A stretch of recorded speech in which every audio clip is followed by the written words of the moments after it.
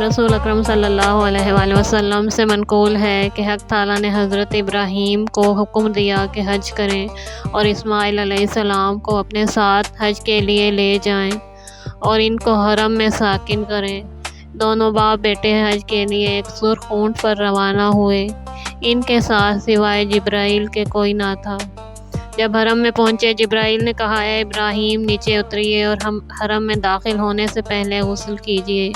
ابراہیم علیہ السلام نے غسل کیا۔ جبرائیل نے ان کو احرام کی تعلیم دی، پھر ان کو حج کی صدائے تلبیہ بلند کرنے کو کہا کہ ان 4 تلبیہوں کو کہیں جو پیغمبران خدا کہا کرتے تھے۔ پھر ان کو صفا کی جانب لائے، وہ اونٹ سے اترے۔ جبرائیل ان کے درمیان کھڑے ہوئے اور کعبہ کی طرف منہ کر کے اللہ اکبر کہا، پھر الحمدللہ کہا اور خدا کو یاد کیا اور خدا کی ثنا کی۔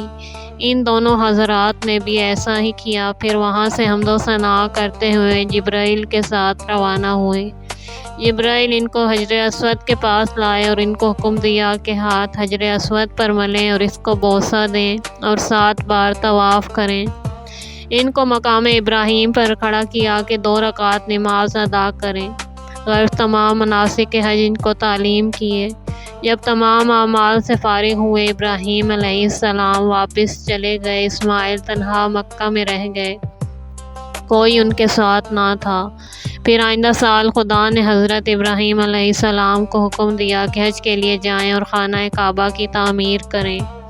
اس وقت بھی اہل عرب زیادہ تر حج کو جاتے تھے۔ خانہ کعبہ خراب ہو گیا تھا، صرف چند آثار باقی رہ گئے تھے، لیکن اس کی وسعت معروف و معلوم تھی۔ جب عرب حج سے واپس چلے گئے، اسماعیل علیہ السلام نے پتھروں کو جمع کر کے کعبہ کے اندر رکھا۔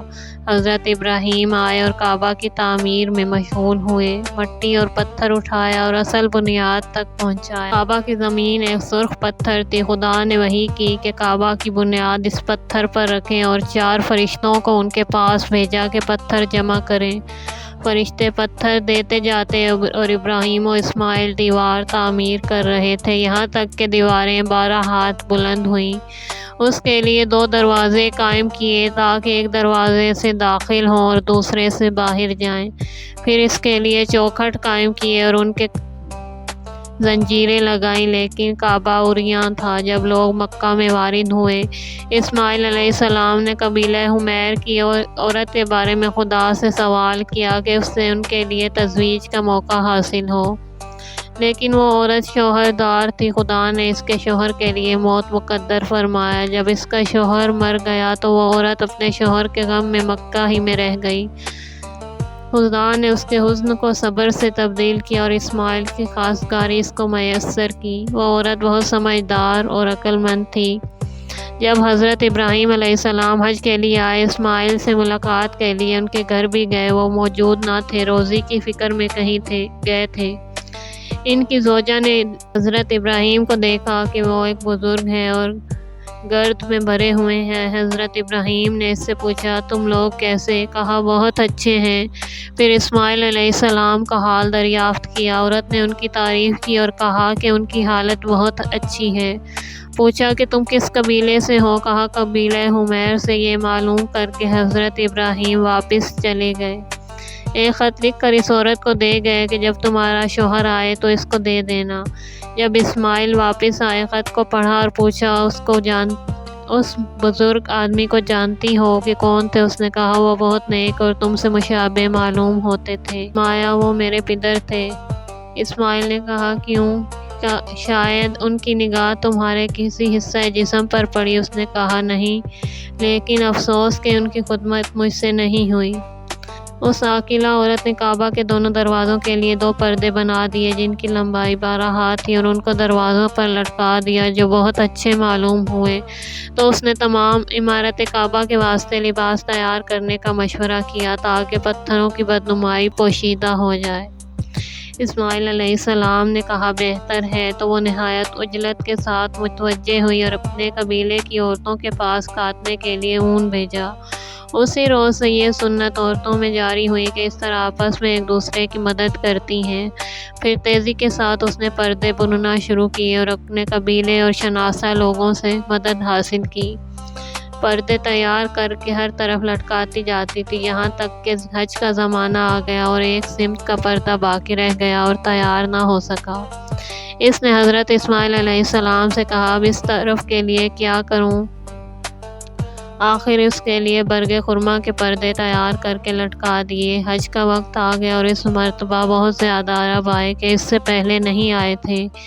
انہوں نے چند نئی باتیں ملاحظہ کیں جو ان کو اچھی معلوم ہوئیں تو کہنے لگے، اس مکان کی تعمیر کرنے والے کے لیے مناسب ہے کہ ہم ہدیہ لایا کریں۔ پس اس روز سے خانہ کعبہ کے لیے ہدیہ مقرر ہوا اور عرب کے تمام قبیلے خانہ کعبہ کے لیے ہدیہ مثل روپیہ وغیرہ کے لانے لگے، یہاں تک کہ بہت سا مال جمع ہو گیا۔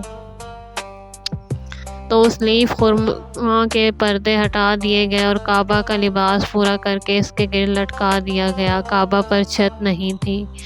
اسماعیل علیہ السلام نے لکڑی کے ایسے کھمبے بنائے جیسے آج کل دیکھے جاتے ہیں، اور اس کی چھت لکڑیوں اور خشک شاخوں سے درست کی اور گیلی مٹی اس پر پھیلا دی۔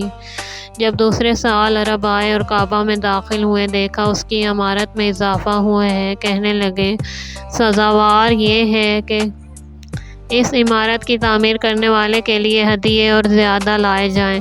پھر آئندہ سال بہت سے ہدیے لائے۔ حضرت اسماعیل علیہ السلام نہیں جانتے تھے ان ہدیوں کو کیا کریں۔ خدا نے ان کو وحی کی کہ ان کو ذبح کرو اور حاجیوں کے لیے طعام کا انتظام کرو۔ اسماعیل علیہ السلام نے حضرت ابراہیم علیہ السلام سے کمی آپ کی شکایت کی۔ خدا نے حضرت ابراہیم کو وحی کی کہ ایک کنواں کھودیں جس سے حاجیوں کے پانی پینے کا انتظام ہو۔ پھر جبرائیل نازل ہوئے اور چاہے زمزم کھودا گیا۔ جبرائیل نے کہا، اے ابراہیم، چاروں طرف کنویں کے بسم اللہ کہہ کے مارو۔ حضرت ابراہیم علیہ السلام نے پہلی ضرب اس زاویے پر لگائی جو کعبہ کی جانب ہے اور بسم اللہ کہا تو چشمہ جاری ہو گیا۔ پھر بسم اللہ کہہ کے ہر طرف ضرب لگائی تو چشمہ جاری ہو گیا۔ جبرائیل نے کہا، اے ابراہیم، اس پانی کو پیو اور دعا کرو خدا اس میں تمہارے فرزندوں کے لیے برکت عطا فرمائے۔ اور جبرائیل اور ابراہیم علیہ السلام دونوں کنویں سے باہر آئے۔ پھر جبرائیل نے کہا، یہ پانی اپنے سر اور بدن پر چھڑکو اور کعبہ کے گرد طواف کرو، کیونکہ یہ وہ پانی ہے جسے خدا نے تمہارے فرزند اسماعیل کے لیے عطا فرمایا ہے۔ پھر حضرت ابراہیم علیہ السلام واپس ہوئے۔ اسماعیل نے حرم کے باہر تک آخری مشایت کی۔ ابراہیم چلے گئے اور اسماعیل حرم میں واپس آئے۔